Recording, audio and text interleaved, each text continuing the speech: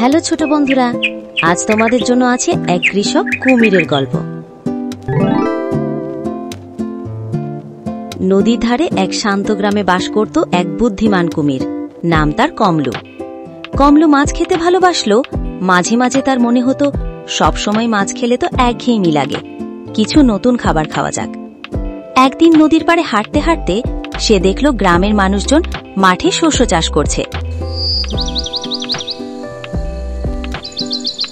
বিশেষ করে এক বুড়ো কৃষক সুন্দর বেগুন গাছ লাগাচ্ছে। সেই বেগুনগুলো দেখতে রঙিন, চকচকে আর সুস্বাদু মনে হলো কমলুর কাছে। কমলুর মনে হলো, মানুষ যদি চাষ করতে পারে, আমি কেন পারবো না? সে ঠিক করল এবার সে নিজেই বেগুন চাষ করবে। পরদিন ভোরে সে নদীর ধারের একটা খোলা জমি খুঁজে বের করল। সেখানে জমি মজবুত হলেও কিছুটা ভেজা ছিল, যা বেগুন চাষের জন্য ভালো। প্রথমে সে নিজের শক্তিশালী লেজ দিয়ে মাটি ঝাঁটিয়ে সমান করে নিল। তারপর নিজের ধারালো নখ দিয়ে ছোট ছোট গর্ত করল। সে গর্তগুলোতে কিছু বেগুনের চারা লাগিয়ে দিল।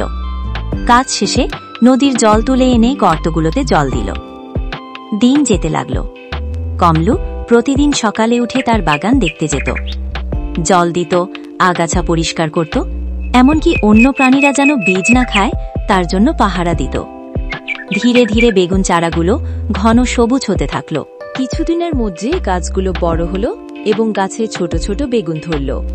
একদিন জঙ্গলের পশুরা বিস্মিত হয়ে দেখল নদীর ধারে সুন্দর বেগুনের ক্ষেত। কিন্তু আশ্চর্য আরো বড় হলো যখন তারা দেখল ক্ষেতের মাঝখানে বসে আছে এক বিশাল কুমির। প্রথমে তারা ভয় পেল, কিন্তু শীঘ্রই বুঝল কুমির কারো ক্ষতি করছে না, বরং তার ফসলের যত্ন নিচ্ছে। কিছুদিনের মধ্যেই কমলুর বেগুনের ক্ষেত ভরে উঠল বড় বড় বেগুনে। জঙ্গলের পশুরা অবাক হয়ে গেল। তারা কুমিরকে ভয় না পেয়ে তার কাছ থেকে গাছের চারা নিল এবং শেখার চেষ্টা করল। কমলও খুশি মনে কিছু বেগুন পশুদের দিল। সবাই মিলেমিশে সেই ফসল খেল। শেষে কুমিরের এই উদ্যোগ জঙ্গলে এক নতুন দৃষ্টান্ত স্থাপন করল। সবাই বুঝল, যত্ন আর অধ্যাবসায় থাকলে যে কেউ সফল হতে পারে, সে মানুষ হোক বা কুমির। আর কমলু হয়ে গেল জঙ্গলের এক কৃষক কুমির।